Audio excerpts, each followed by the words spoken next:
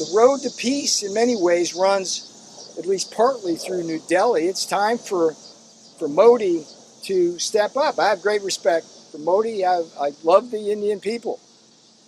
It was a shame to see Modi getting in bed as the leader of the biggest democracy in the world with the two biggest authoritarian dictators in the world, in Putin and Xi Jinping. That doesn't make any sense. I'm not sure what he's thinking, particularly since India has been in a Cold War and sometimes a hot war with China for decades. I'm concerned at all about this show of unity between Putin, Xi, and Modi.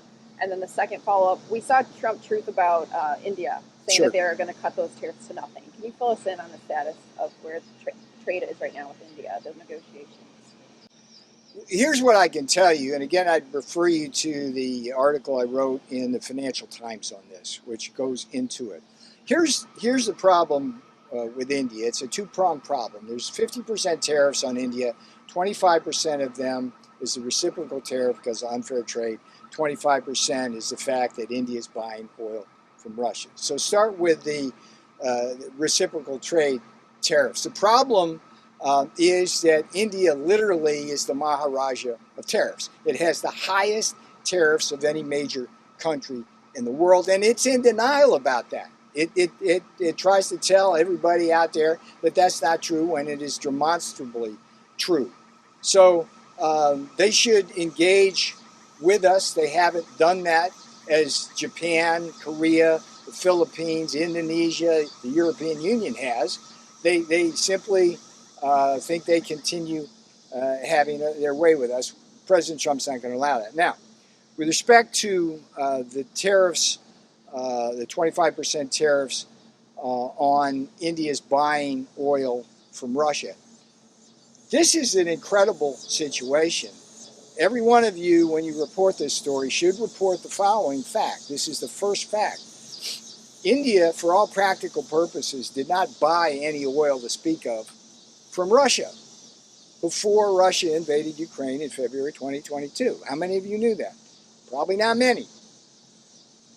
The way this oil trade worked is once Russia invaded and they were figuring out ways around to sell their oil, Russian refiners went to refiners in India, got in bed with them. Some of them actually help produce right in India now. Putin gives India a discount on crude. They refine it, sell at premium prices to Europe, Asia, and Africa. It's nothing but profiteering.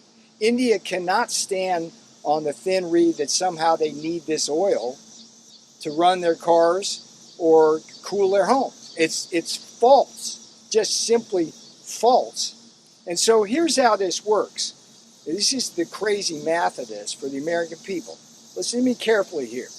India charges the highest tariffs in the world, has the highest non-tariff barriers. So they export a bunch of stuff to us. We can't export to them. Our workers and our businesses get hammered by India. India then uses the money we give them, buying their exports, to buy Russian oil.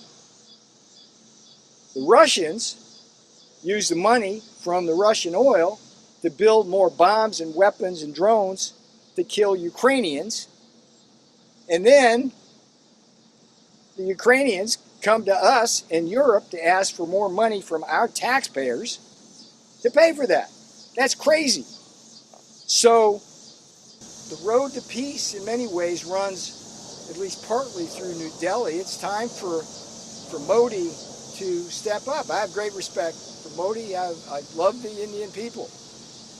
It was a shame to see Modi getting in bed as the leader of the biggest democracy in the world with the two biggest authoritarian dictators in the world, in Putin and Xi Jinping. That doesn't make any sense. I'm not sure what he's thinking, particularly since India has been in a Cold War and sometimes a hot war with China for decades. So we hope that the Indian leader comes around to seeing that he needs to be with us and Europe and Ukraine, and not with Russia on this, and he needs to stop buying the oil. Okay? Then why not impose those secondary sanctions on China, which is a massive purchaser Well, of Russian oil? that's a separate issue. I would just remind you that we have now 50% tariffs on India. How much do we have on China? Well, it's How much do we have on China? 30%. What's that? 30%. No, it's over 50% total on China.